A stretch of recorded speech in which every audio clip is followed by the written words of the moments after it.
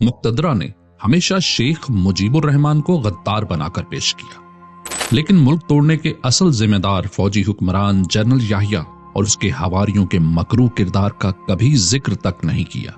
आइए जायजा लेते हैं कि जनरल याहिया और शेख मुजीबुर रहमान में से असल गद्दार कौन था। शेख मुजीब मशरकी पाकिस्तान का अक्सरियती मुंतखब नुमाइंदा था। जनरल याहिया पाकिस्तानियों के हकूक का गासिब था। शेख मुजीब पाकिस्तान ही में रहने का ख्वाहिशमंद था। जनरल याहिया मशरकी पाकिस्तान को बचाने की कोई नीयत न थी। शेख मुजीब जमहूरी असूलों के ऐन मुताबिक अक्सरियती जमात को इक्तदार की मुंतकली का मुतालबा किया। जनरल याहिया अपनी कुर्सी बचाने के लिए इक्तदार की मुंतकली का कोई इरादा न था। शेख मुजीब बिलाखिर गिरफ्तार कर लिया गया। जनरल याहिया अपने ही हमवतन बंगाली भाइयों पर बदतरीन क्रैकडाउन और खून रेजी की।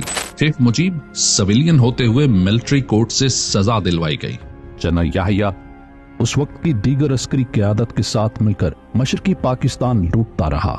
हमूदुर रहमान कमीशन रिपोर्ट में पाकिस्तान के दो लख्त होने का जिम्मेदार, इखलाकी दिवालियापन का शिकार, करप्ट और बुज़दिल जर्नैलों को करार दिया गया है। रिपोर्ट में बदनाम जमाना ऑपरेशन सर्चलाइट का जिक्र है, जिसके मुताबिक उस वक्त की अस्करी क़यादत ने मशरकी पाकिस्तान में आतिशज़नी, दानिश्वर और पेशेवर अफराद का कत्लेआम, बगावत को रोकने का बहाना बनाकर ईस्ट बंगाल रेजिमेंट के अफसरान का कत्लेआम, बिजनेसमैन और इंडस्ट्रियलिस्ट का कत्लेआम और हिंदू अक़लियतों का कत्ल किया। बहुत बड़ी तादाद में उस वक्त के अफसरान और जवानों ने बंगाली औरतों का रेप किया और सबको इज्तिमाई कब्रों में दफन किया। ये सिलसिला ऑपरेशन के आगाज से जंग के इख्तिताम तक जारी रहा।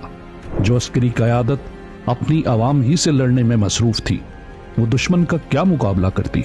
महज 2 हफ्ते में जनरल नियाजी ने भारतीय जनरल के सामने हथियार डालते हुए शिकस्त की जिल्लत आमेज दस्तावेज पर दस्तखत किए, जो आज तक पाकिस्तान पे सयाद धब्बा है।